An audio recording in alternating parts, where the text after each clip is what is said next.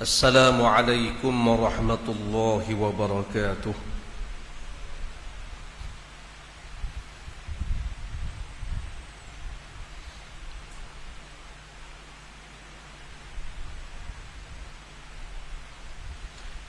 Bismillahirrahmanirrahim. Alhamdulillahi rabbil alamin.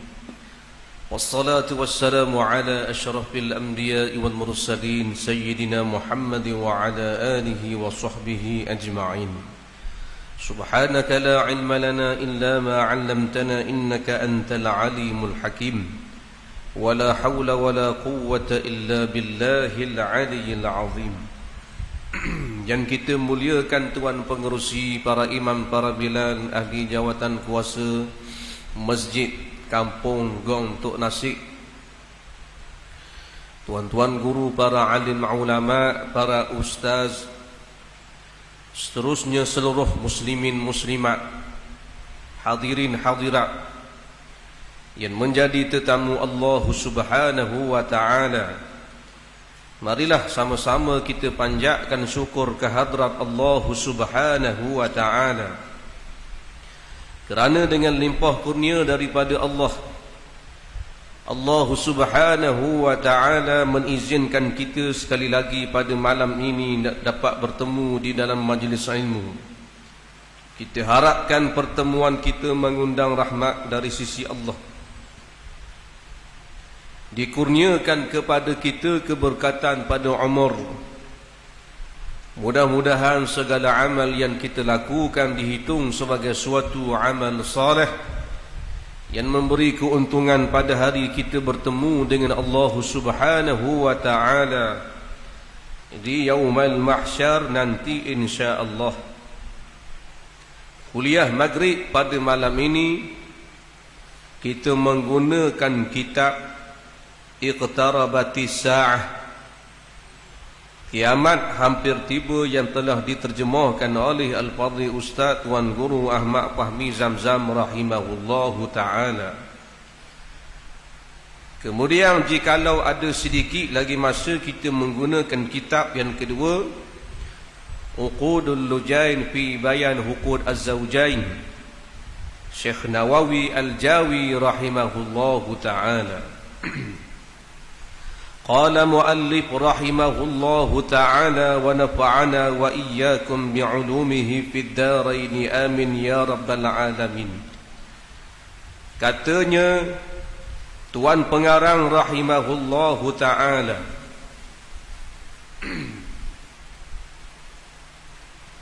ujian Allah Subhanahu wa ta'ala menerusi makhluknya yang bernama Dajjal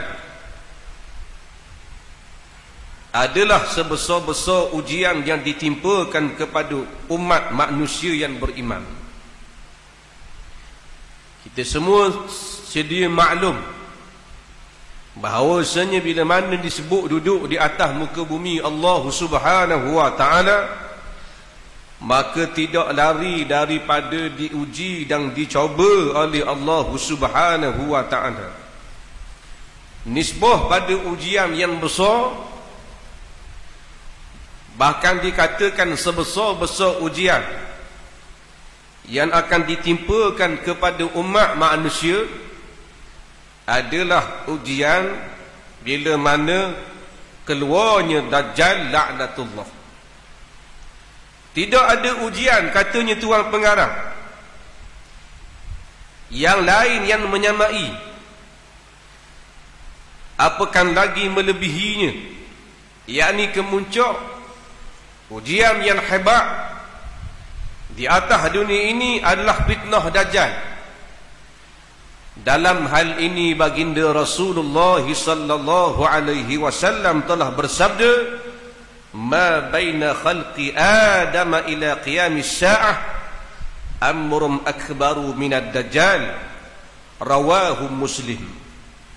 Artinya sejak Allah Subhanahu wa taala menciptakan Nabi Adam alaihi salam sampai ke hari kiamat, tidak ada satu ujian pun yang lebih dahsyat, kata Nabi sallallahu alaihi wasallam, melainkan ujian ataupun fitnah dajjal. Ini disebut oleh Nabi sallallahu alaihi wasallam di dalam hadis yang telah diriwayatkan oleh Imam Muslim.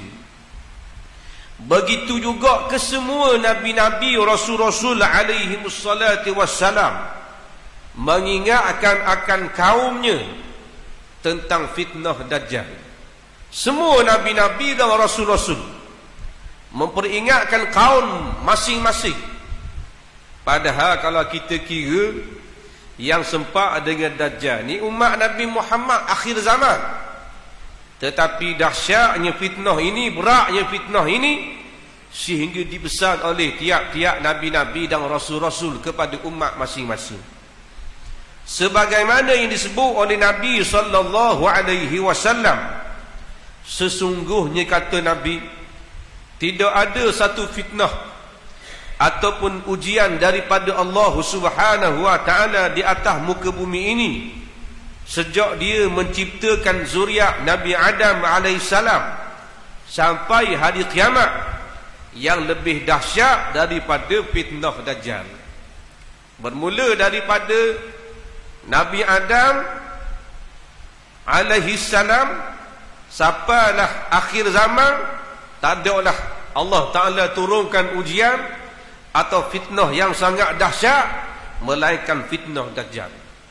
Sesungguhnya kata Nabi sallallahu alaihi wasallam, tidak mengutus seorang nabi pun kecuali nabi itu telah mengingatkan kaumnya akan ujian dajjal. Saya, yakni Rasulullah sallallahu alaihi wasallam, adalah nabi yang terakhir sekali dan kamu adalah umat terakhir sekali. Maka sudah pasti dajjal itu akan keluar pada zaman kamu, kerana telah terbukti sampai ke zaman Nabi sallallahu alaihi wasallam bahawa dajjal itu belum juga keluar. Seandainya ia keluar, kata Nabi, dan aku masih berada di kalangan kamu, maka akulah yang akan berhujah dengannya bagi mewakili setiap orang Islam. Nabi kata lagi, jikalaulah dajjal itu keluar pada zaman aku, yakni pada zaman aku hidup, aku tak wafat lagi, maka akulah yang akan berhujah dengan dajjal, yakni aku yang akan bunuh dajjal. Tetapi dajjal keluar pada waktu ataupun ketika mana aku telah wafat, yakni dia akan ada pada zaman kamu. Zaman siapa ni? Zaman umat Nabi Muhammad sallallahu alaihi wasallam. Jikalau ia keluar selepas kematianku, maka kamu semua bertanggungjawab untuk melawannya. Kata Nabi, dan Allah Subhanahu wa taala sebagai penolong kamu sekalian. Hadis riwayat daripada Ibnu Majah menunjukkan, kata tuan pengarang, fitnah dajjal atau ujian ini akan menggoncangkan keimanan seseorang. Keluar dajjal ni fitnah, kehebatan Tuhan beri ke dia, dia boleh menyebabkan keimanan kita ini tergugat. Dia main dengan keimanan, dia main dengan akidah, kerana pada tangannya itu Allah Ta'ala beri kepadanya kelebihan dan kuasa. Boleh menurunkan hujan, boleh menghidupkan orang mati, macam-macam boleh. Tempat yang subur dengan tanam-tanaman. Nampak? Jikalau penduduk kampung itu tidak mahu patuh kepada dajjal, tak mahu jadi follower dajjal, dajjal dia tak cekik-cekak tau. Dia kata dia tak mahu ikut kita ya. Oh, tak mahu ikut nak tak apa pun dajjal. Kita kata, penduduk kampung kata, orang beriman kata, Dia ni tak ada lah suruh tentera pergi bunuh, tak ada. Dia kata kalau gitu tak apa lah. Jumpa semula dah. Gitu lah. Dia pun berlalu. Keluar daripada kampung kita ni, kampung Gontok Nasi esokan akan berlaku satu ujian yang sangat dahsyat, iaitulah menjadi kering kontang, tumbuh-tumbuhan dengan air tak ada benda kecil. Faham? Itu yang kata mengganggu gugak keimanan kita kepada Allah Subhanahu wa ta'ala. Orang yang Tuhan beri pertolongan, cekal keimanan dia, sabar dia ni, maka dia dapat bertahan. Dan makanan akhir zaman adalah zikrullah. Tak tahan lapar, tak tahan dahaga, ikut Dajjal. Manakala mu nak air, ikut aku. Tak ikut aku, dahaga. Nah, kering tekak-tekak. Main dengan dahaga, main dengan lapar, jangan main manusia ni. Nah, kita dalam dak lapar pun, siapa beratur beli kunafa. Tu dak lapar kenyang, tapi bahasa nak sehu, bahasa nak makan sedap, bahasa nak viral. Beratur, berjam-jam, tak ada masalah. Ni masalah kebuluran, masalah lapar, masalah dahaga. Tak ikut Dajjal beres, tak ada masalah. Tapi kena bertahan. Itu ujian yang sangat dahsyat yang menggoncang keimanan seseorang. Oleh sebab itu katanya Tuan Pengarang, janganlah ada di kalangan umat Islam orang yang berkata, saya tidak apa, saya dapat melawan Dajjal. Jangan cakap usah. Hamba dah apa? Hana si Dajjal main lagi tumbuk muka dia. Jangan. Nampak ni?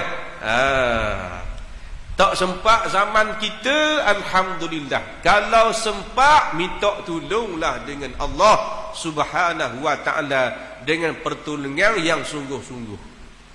Kerana kehebatan fitnah ini tersangat-sangat hebat. Nampak? Kata Tuan Pengarang, jangan ada di kalangan kita kata, hamba tak apa, hamba boleh tahan, hamba boleh lawan Dajjal, tak ada masalah. Lekas kita nak jadi murtad. Jangan. Memang kita akan kata gitu. Lekas kita nak ikut Dajjal, Ustaz. Kita dengar dah kan hadis, kita kena dah Dajjal, kita ngaji dah hadis tentang Dajjal. Memang kita tak akan ikut punya. Kita tak duduk lagi pada saat dan ketika yang Nabi kata, bila mana keimanan kamu tidak kuat, kamu akan jadi pengikut Dajjal, kamu akan jadi follower Dajjal.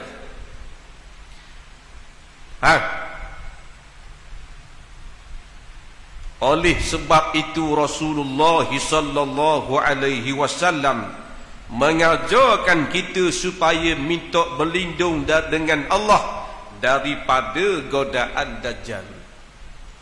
Awal-awal lagi Nabi ajar kepada kita, ingat, minta tolong, minta doa dengan Allah supaya Allah lindung kita daripada godaan Dajjal. Seperti yang diajar oleh baginda sallallahu alaihi wasallam, doa tahiyat akhir yang sunat dibaca setiap kali kita solat. Ini menunjukkan kepada kita betapa besarnya fitnah Dajjal tersebut. Siapa Nabi ajar kepada kita doa, dan doa ini dilazimi dibaca oleh Nabi. Kata Aisyah radhiyallahu anha, bila ditanya oleh sahabat apa doa yang sering menjadi kelaziman Nabi berdoa di dalam sembahyang, kata Aisyah radhiyallahu anha, Nabi berdoa di dalam sembahyang pada hujung sembahyang. Bila pada hujung sembahyang? Sebelum beri salam.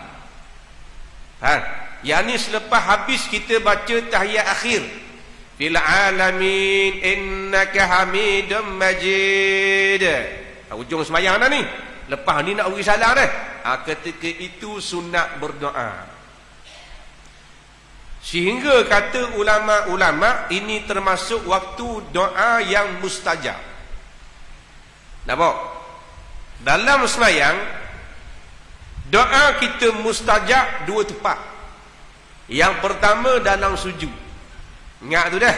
Apa-apa hajat yang kita nak minta dengan Allah Subhanahu wa taala, minta dalam semayang, dalam sujud terakhir. Satu. Yang kedua, minta dengan Allah di dalam semayang, apa jua jenis doa yang kita nak minta hajat kita dengan Allah Subhanahu wa taala sebelum beri salam. Nampak? Sebelum beri salam, baca doa dulu. Apa doa yang diajar oleh Nabi? 4 permohonan. Nabi ajar kepada kita baca doa ini tiap-tiap kali solat fardu. Baca doa ini sebelum beri salam. Apa doanya? Allahumma inni a'udzubika min adzabi jahannam wa min adzabil qabri wa min fitnatil mahya wal mamat wa min syarri fitnatil mahsihid dajjal. Rawah Muslim. Doa ni kita hafal belaka dah ni. Dah hafal belaka dah doa ni, cuma dia ingat aja. Hafal dah, dia ingat. Selain daripada doa ini, apa jenis doa yang kita nak minta? Sama ada kita nak minta doa nisbah pada dunia ataupun akhirat, boleh minta di dalam sembahyang sebelum beri salam. Kita ada hajat dunia sikit ni, boleh minta tak? Boleh, kata ulama-ulama. Kenapa hajat dunia? Hajat akhirat tu kita tahu dah, nak syurga, nak keampunan, nak selamat di alam barzakh, tu hajat akhirat. Hajat dunia ni macam-macam. Hajat nak nikah, boleh doa sebelum beri salam. Hajat nak kereta cuti, pasal booking nama dah tak siapa-siapa, boleh kok dia panggil hajat dunia tu.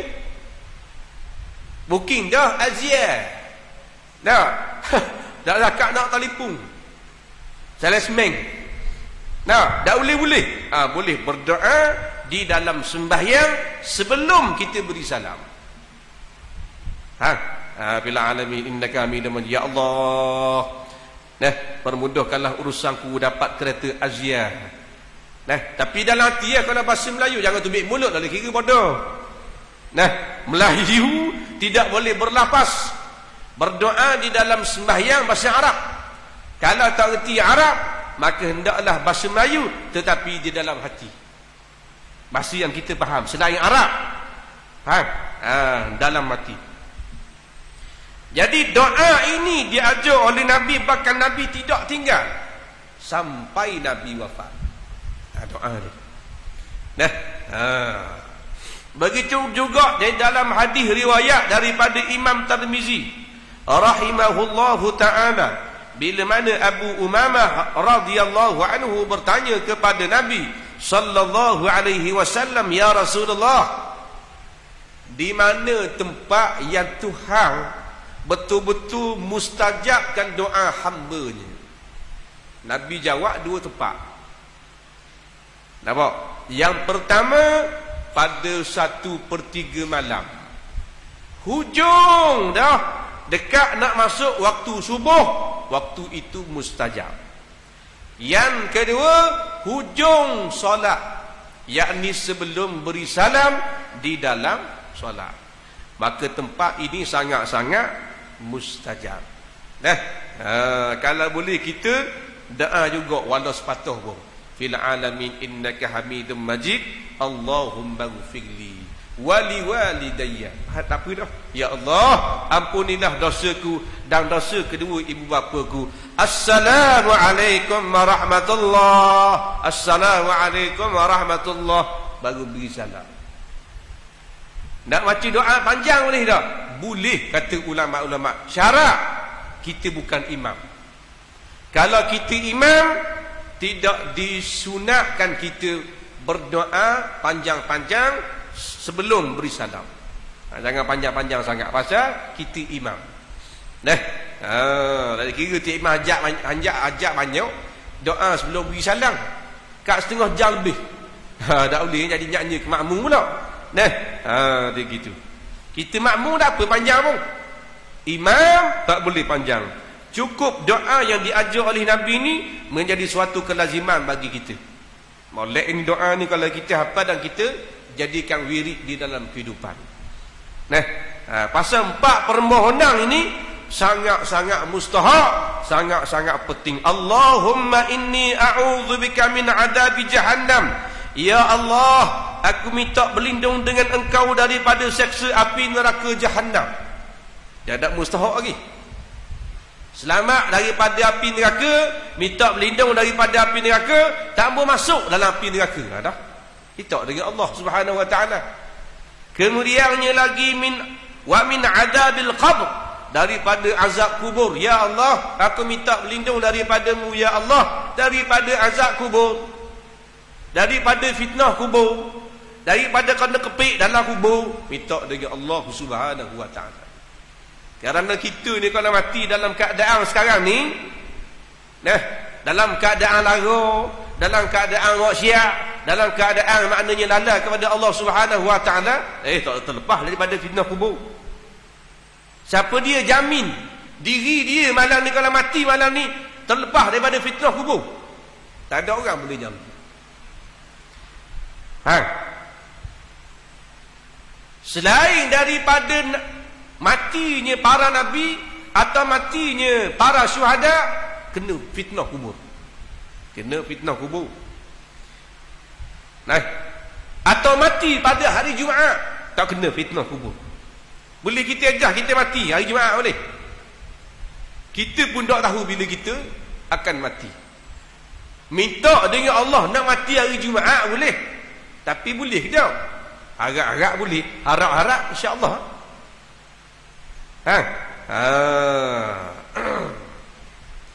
Tapi orang duduk di Palestin untung mati mereka aman daripada fitnah kubur. Tak kena soalan di dalam kubur. Dah mati syahid. Orang mati syahid mana kena fitnah kubur. Inilah golongan VVIP di alam barzakh. Tidak ditanya oleh malaikat di dalam kubur. Tidak ada wa ma rabbuka, wa man nabiyyuka, wa ma i'tiqaduka, wa ma ikhwanuka, wa ma kitabuka, wa ma qiblatuka. Tak ada. Bagi orang yang mati syahid, yang pada hari ini kita lihat mereka ini berbondong-bondong mengejar syahid di tanah Palestin hari ini.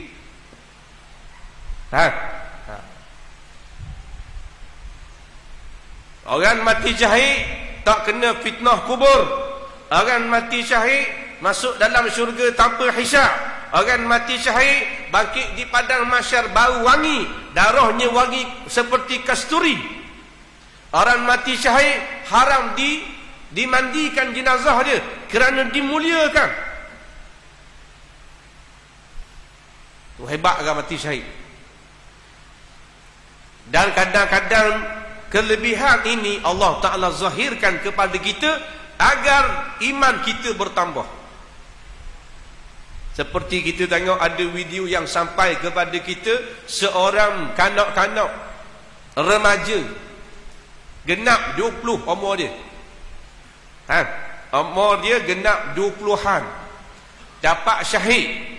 Khumu anak beranak dia, kawan-kawan dia, ahli qaryah dia nak ambil berkat wangi jenazah dia. Budak kecil dia umur dekat 20 umur dia.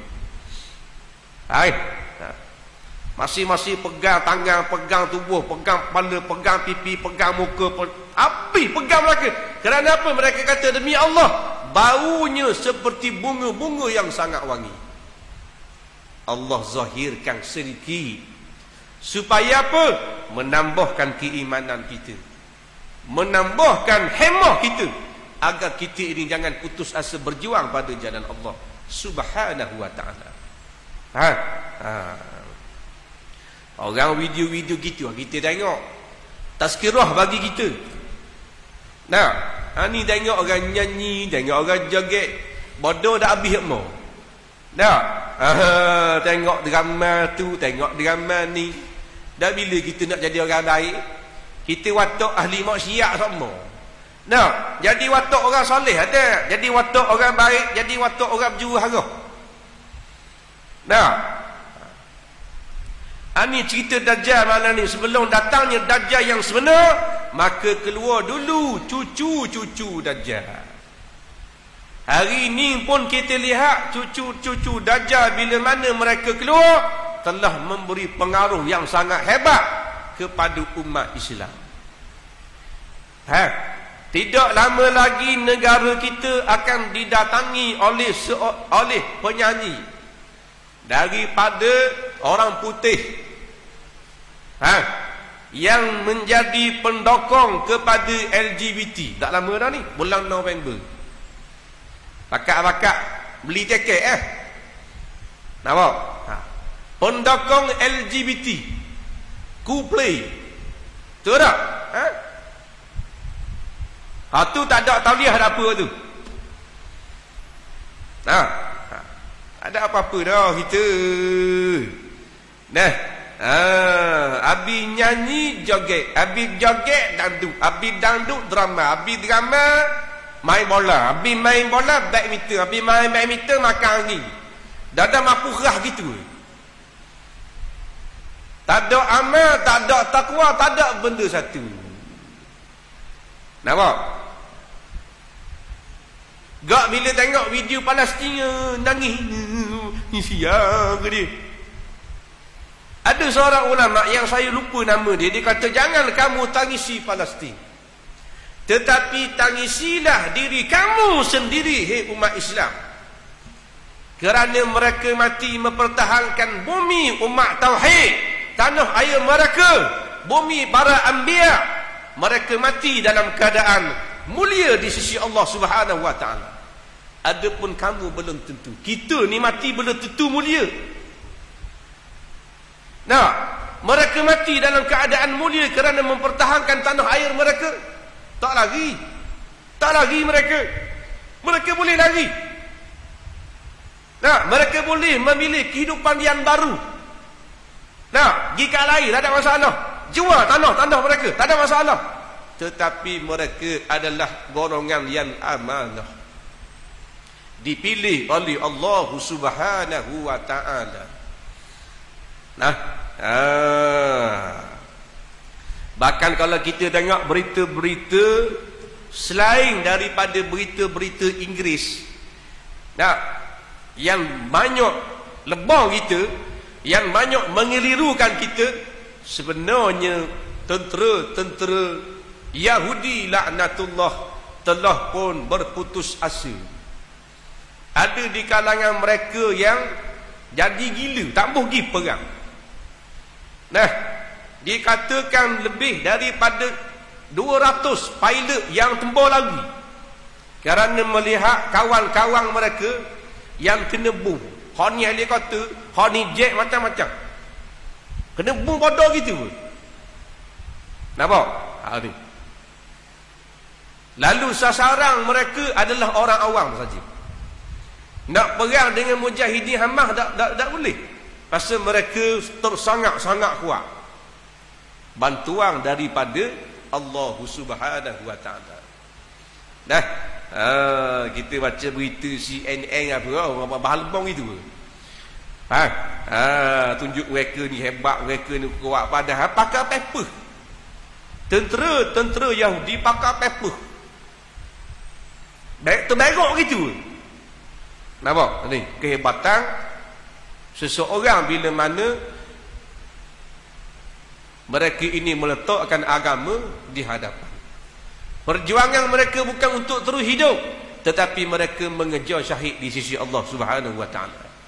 Bila mana berjuang untuk hidup, maka lihatlah puak-puak kafir laknatullah. Kita pun di sini kena berjuang juga. Bukan mereka saja kena berjuang, kita kena berjuang juga. Berjuang memperkasakan hukum Allah, berjuang melawan hawa nafsu. Betul tak? Kita kena berjuang juga. Jangan kita jadi berpeluk tubuh semata-mata dah. Kita kena berjuang. Ni nak bagi sejuk malam ni, kena berjuang tau. Kena berjuang lah ni. Malam nak bagi malam ni ingat senang ni. Dengan hujan lebat dah cokoh mari sini. Baik duduk rumah, beli ubi 3-4 kilo, rebus cicahnya. Betul tak? Tak apa-apa. Nyanda ayah di bahan kopi betul tak? Wala mari sedih. Mengharapkan redha Allah. Kok lah hak kita buat sedikit amal ini, sedikit pengorbanan ini mendapat tilik pandang daripada Allah, menyebabkan kita dapat rahmat Allah. Nak harap ibadat kita, nak harap amalan kita, sedekah kita, tahajud kita tak macam mana. Betul tak? Tak macam mana amalan kita. Harap-harap ginilah. Cebisan-cebisan amal yang sangat sedikit agar Allah Subhanahu wa taala kasih kepada sedikit amalan yang kita buat. Tak macam mana pun. Nah, kita dihujani dengan air je. Mereka dihujani dengan peluru. Tetapi mulut-mulut mereka tidak lekang daripada zikrullah. Kita hujan lebih kuat basuh atas belakang. Betul tak? Basuh piuh. Lepas tu balik garang jemur kering ya. Ha ni peluru berpandu atas kepala. Tak ke baca kepala? Tak ada ha. Hasbunallah wa ni'mal wakil. Ha? Kemudian dia kata lagi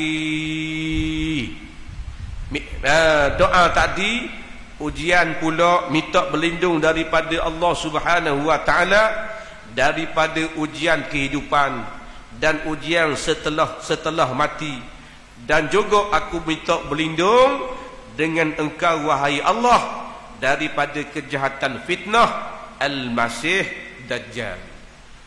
Nah, ini doa yang telah diajar oleh Nabi kita Nabi Muhammad sallallahu alaihi wasallam. Kalau kita nak belak kitab-kitab yang ulama-ulama sebut, waktu-waktu mustajab ni banyak. Lepas tu kita kena bijak. Dalam berdoa pun kita kena ada ilmu politik. Waktu mana yang diketahui mustajab, maka bila dekat dengan waktu tersebut, kita doa biar banyak.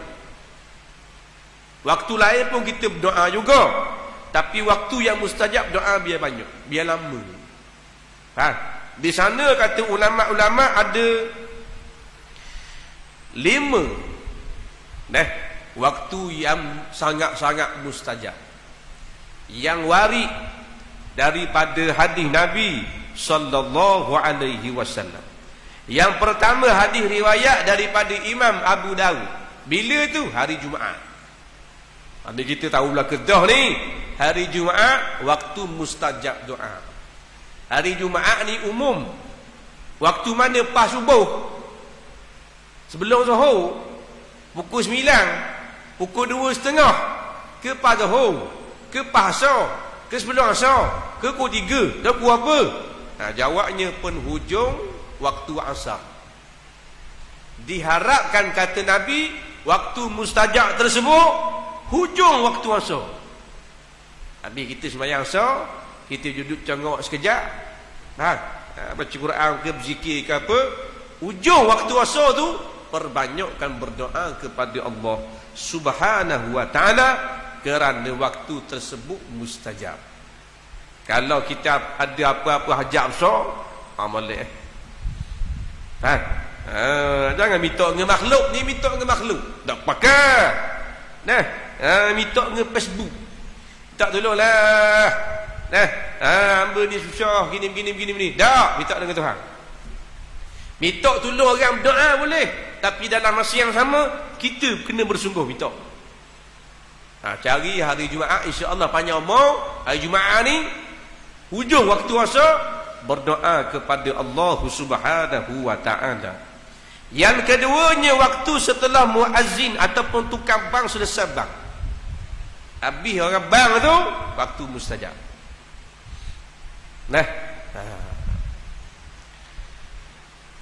Tapi kita ni setengah daripada kita ni wahi sembang tak? Orang bang cakap, habis bang pun cakap. Orang tengah bang cakap kau. Allahu Akbar cakap. Pa cakap. Kau kuat orang bang, kau kuat cakap. Hayya salat. Ya Allah, tangan-tangan berseranggoh ni. Habis bang sambung lagi. Aku kata dah dia gini. Beda masa bila kita nak berdoa kepada Allah Subhanahu wa taala, sedangkan di sana ada waktu yang Allah Subhanahu wa taala makbulkan doa kita. Yang ketiga, waktu antara azan dan iqamah. Antara dua waktu. Lepas pada bang, kaya orang khomat dah. Nak sembahyang kan? Antara waktu tu. Berdoa kepada Allah Subhanahu wa taala. Kemudian yang keempat, waktu sujud. Ni sebut dah tadi waktu sujud. Kemudian yang kelimanya, waktu 1/3 malam yang akhir. Hujung waktu malam. Ini sangat-sangat mustajab. Tu pun kalau kita ada hajat dengan Tuhan lah. Kalau kita tak ada hajat, dah sebab doa. Ada tak manusia atau hamba Allah yang tak ada hajat dengan Tuhan? Ada ke tak? Ada. Kita semua berhajat kepada Allah. Tak boleh jaga tangga dengan Tuhan. Dah kita dah tahu nak minta dia, kasih boleh belaka dah. Ada bini dah, ada anak-anak dah, anak-anak biaya belaka dah. Dah nak minta benda lagi ya. Tak ada benda dia rasa. Dah doa-doa. Jangan. Doalah. Doa benda.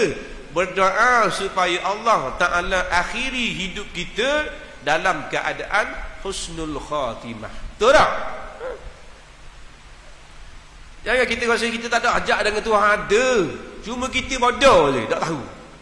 Tak tahu nak minta benda. Nah, kita dah tahu Tuhan apa ke tak dah suruh kita.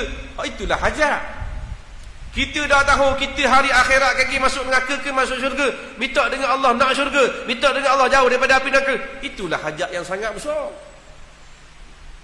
Pasal apa sebahagian daripada kita tak ada hajat apa nak minta benda. Tak tahu, tak ada benda se. Ada.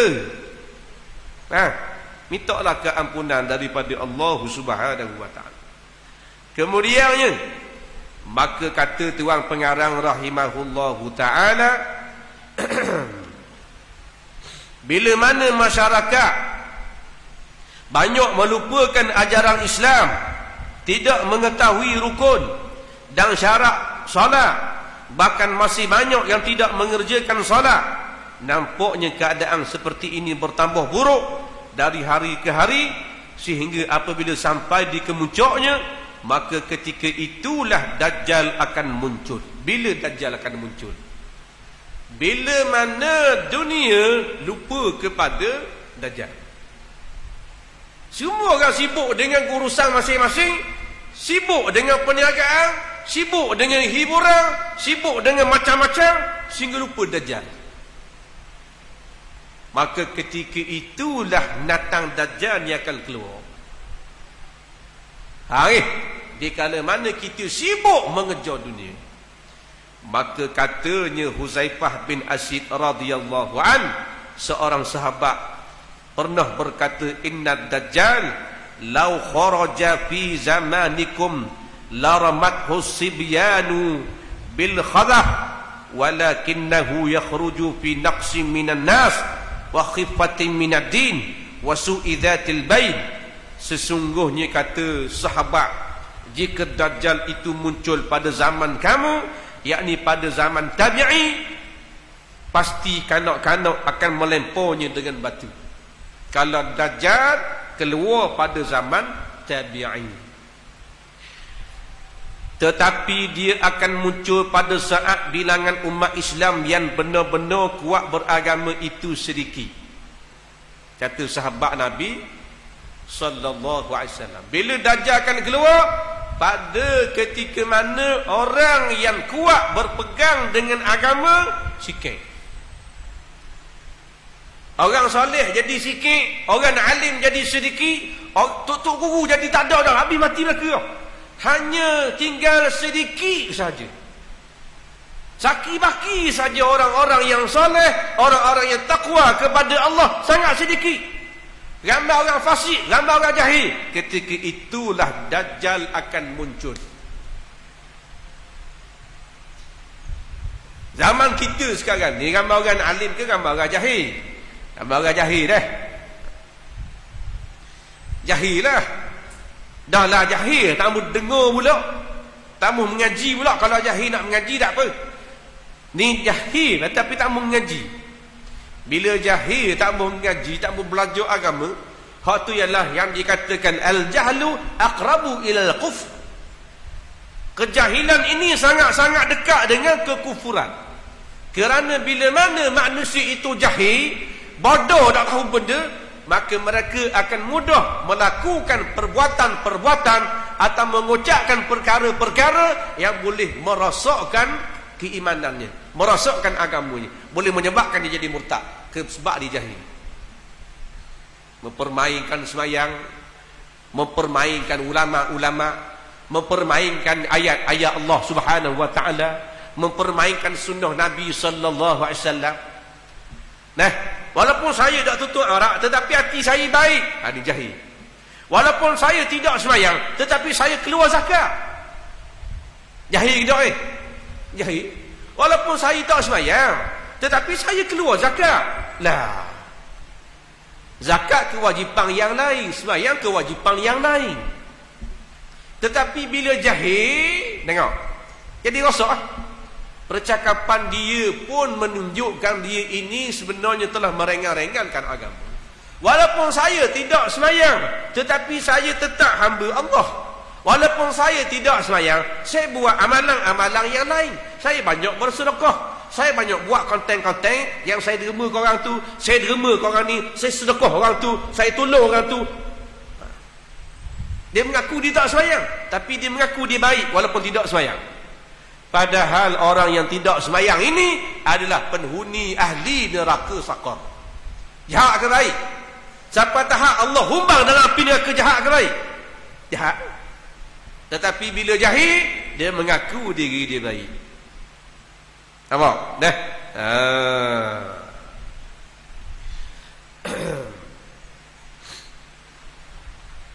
Kemudian dikatakan lagi, kata tuan pengarang, mudah-mudahan Allah Subhanahu wa taala melindungi kita dan keturunan kita daripada fitnah Dajjal ini. Amin ya rabbal alamin. Qala muallif rahimahullahu taala wa nafa'ana wa iyyakum bi'ulumihi fid darain. Amin ya rabbal alamin.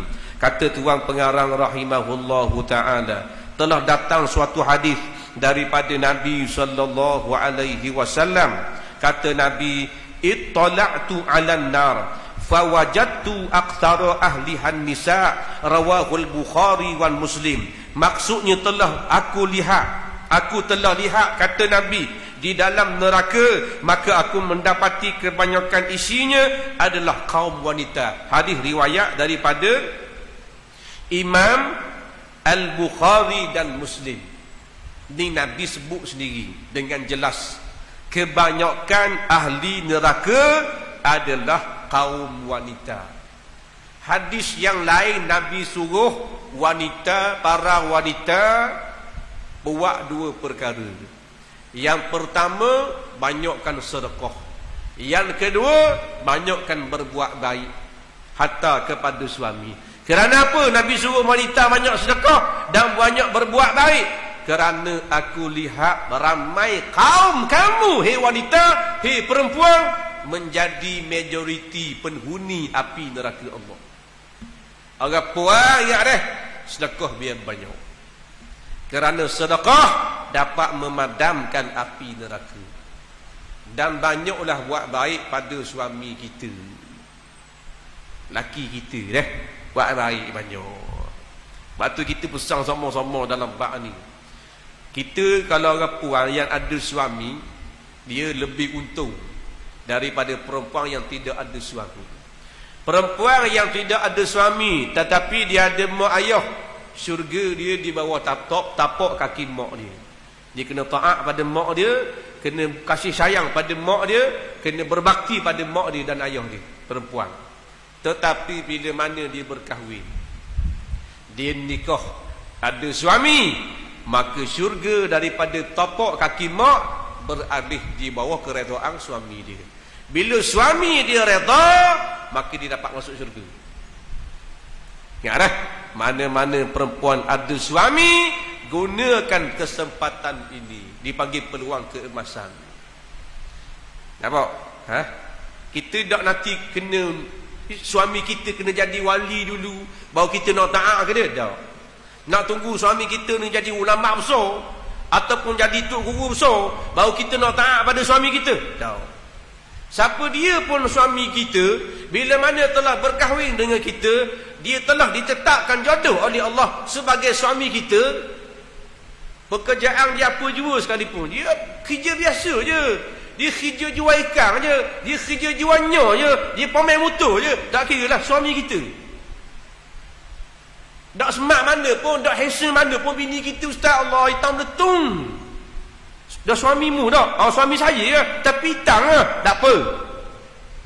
Awak taat ke dia, awak taat ke dia, awak berbakti ke dia, awak buat baik pada dia, biar dia puas hati, akhirnya dia reda, maka awak bila mana mati boleh masuk dalam syurga, boleh masuk dalam syurga kok mana-mana pintu yang kamu nak, yang awak nak. Tu kehebatan mana-mana wanita, mana-mana perempuan yang ada suami. Hatta Asiyah, isteri bagi Fir'aun, taat kepada Fir'aun. Faham? Tapi bukan taat dalam buat maksiat lah. Nah, hak tu setara laki Fir'aun. Dan laki kita tak siapa tahap Fir'aun. Nah, tak ada lah laki kita macam Fir'aun, jahat benar laki kita. Dah, kena sabar. Kerana tiap-tiap laki-laki dan wanita, siapa dia pun bila sebut manusia, dia mesti ada kekurangan. Jangan cari kekurangan. Cari kekurangan mesti jumpa, cari kelemahan mesti jumpa. Kenal kebaikan yang suami kita buat, insya-Allah kita rasa nak marah ke dia 100% nak marah, dia jadi kurang sikit. Nak marah juga tapi biarlah, laki kita juga.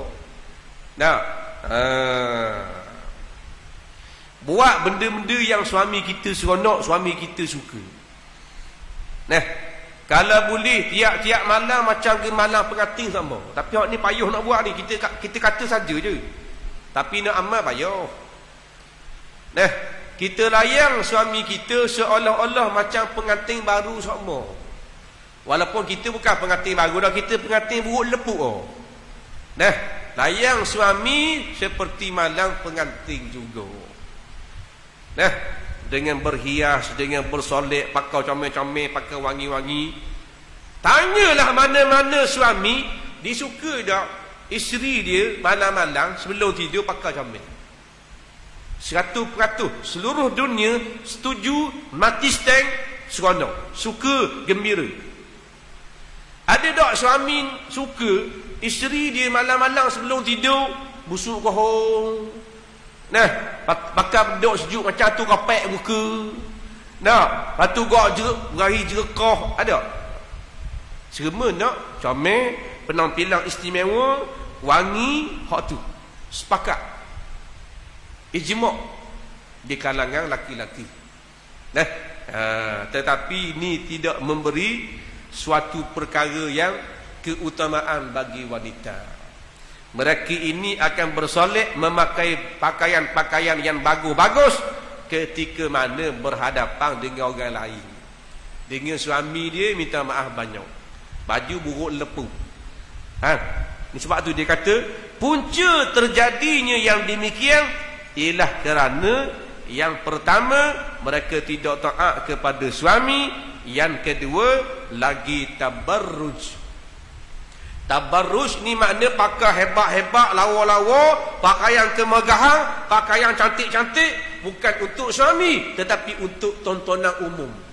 Pi bagi tabarruj.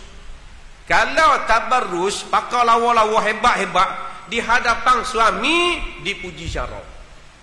Bahkan sunat kita tabarruj di hadapan suami kita. Nampak? Depan suami kita biar kita buat habis tabarruj. Dia kata tabarruj ini nak molek, tak molek bila keluar daripada rumah. Mata-mata yang haram melihat kita, melihat pakaian kita, melihat perhiasan kita, ni baru haram.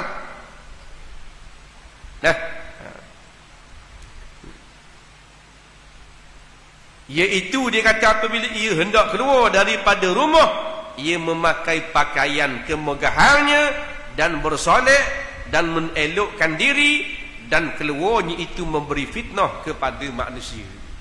Ini akhir zaman. Hak dikata ni berlaku pada zaman kita. Majoritinya begitulah. Bila nak keluar daripada rumah, pakai laruh lalu. Pukul apa abang nak pergi makan gulai, makan buluk pasal itu pergi 2.30 balik Duduk rumah dak mandi. Bila nak pergi tubik rumah, mandi lalu. 2.30 2.30. Pukul 12 tu dia pun siap. Mandi Dekung mandi terjun dalam laga. Mandi dengan sabun, dengan sapu. Siap gonyok gigi. Kalau nak pergi makan gula, nak pergi tubik luar, nak gonyok gigi. Usuk hong dulu. Bila nak tubik rumah je, gonyok gigi lalu. Miak ni. Sudah mandinya kesak. Nengung depan rebok. Nak tengok baju dia molek pakai. Dia akan pilih baju yang terbaik. Bahagian nengung saja sekera hari. Nak tengok tudung mana masuk dengan kain kena masuk dengan baju kena masuk dengan beg tangan. Lepas tu gosok. Pakai. Sembuh situ, sembuh sini. Maka duduk depan cermin pun kata, mundak tua mana lijah. Cermin kata. Betul tak? Orang puan kan suka duduk depan cermin. Orang lelaki depan cermin 3 saat aja. Tumbo. Orang puan, jangan depan cermin. Pasal apa? Pasal dia cakap dengan cermin kan. Tak tua mana ai. Tak tua manalah. Tengok situ pusing sini, tak gemuk mana. Cermin pun kata, ya memang you tak gemuk mana. Memang you tak gemuk. Pusing tak gemuk mana.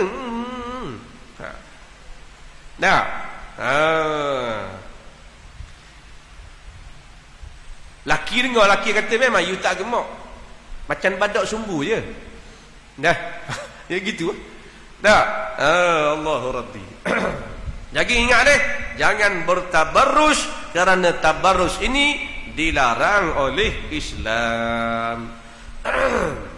Kemudiannya, jangan kamu bersolek. Dah bersolek boleh kejap ni. Bersolek perempuan boleh. Nak keluar daripada rumah, ya boleh. Tetapi tidak melampau-lampau. Nak pakai kecu keluar daripada rumah boleh tak? Ya boleh. Tetapi bukan warna yang boleh menyebabkan tarikan orang ramai. Boleh pakai kecu, boleh pakai apa benda lip ice, kerana bibir kita kering. Kita pun pakai pelembab dia. Boleh ya. Yang dilarang warna-warna yang boleh menangkap mata-mata melihat. Warna terang. Orang pun tengok, jadi 2 kali tengok, 3 kali tengok, 14 kali tengok. Kerana bibirnya itu menggoda. Nampak? Hak inilah yang dilarang oleh agama kita. Sama juga dengan perfume ataupun wangian. Perempuan boleh pakai, tetapi bau yang slow, bau yang kuat adalah haram.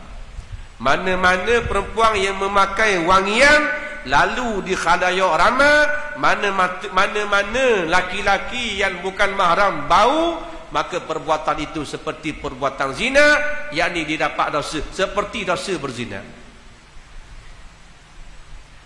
Betul lagu mana nak kalau orang puan nak keluar daripada rumah tak pakai perfume? Boleh pakai perfume, boleh pakai minyak wangi, tetapi hendaklah baunya slow. Itu hukum dia.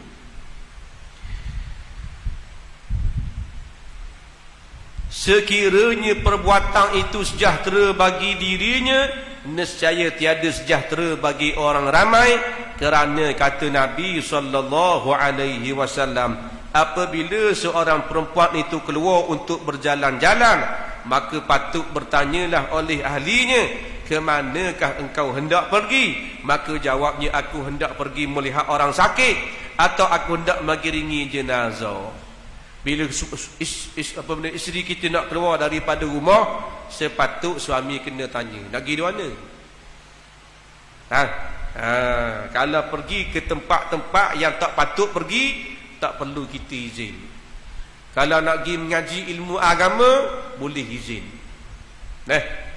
Ni nak pergi tengok orang, nak pergi mengiringi jenazah. Perempuan jangan pergi lagi.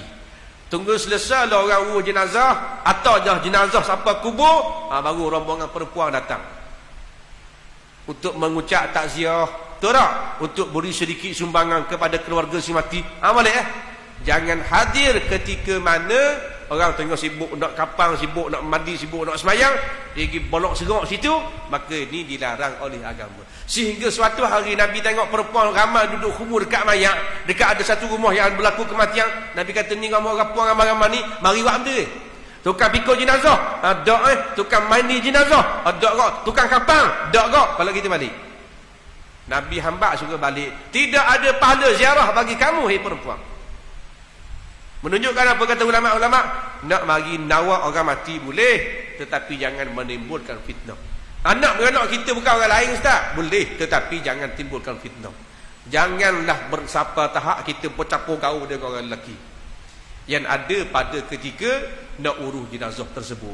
Maka itu dibenarkan pada syarak. Dan sabda Nabi sallallahu alaihi wasallam, wallahu subhanahu wa ta'ala a'lam.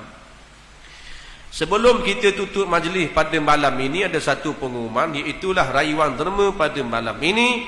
InsyaAllah kita akan kumpulkan dana untuk membina bangunan tahfiz dan asrama sekolah agama Al-Irsyad di Balok, Kuantan. Siapa-siapa yang berhajat untuk memberi sumbangan, maka bolehlah meletakkan sumbangan tuan-tuan dan puan-puan dalam tabung-tabung yang telah kita sediakan. Bismillahirrahmanirrahim. Alhamdulillah Rabbil Alamin. Salatu wassalamu ala asyrafil anbiya'i wal mursalin Sayyidina Muhammad wa ala alihi wa sahbihi ajma'in. Allahumma zayyina bizinatil Qur'an wa akrimna bi karamatil Qur'an wa sharrihna bi syarafatil Qur'an wa albisna bi khinatil Qur'an wa adkhilna al-jannata bi syafa'atil Qur'an wa afina min kulli bala wa 'adzabil akhirah bi hurmatil Qur'an. Rabbana atina fid dunya hasanah wa fil akhirati hasanatan wa qina 'adzaban nar.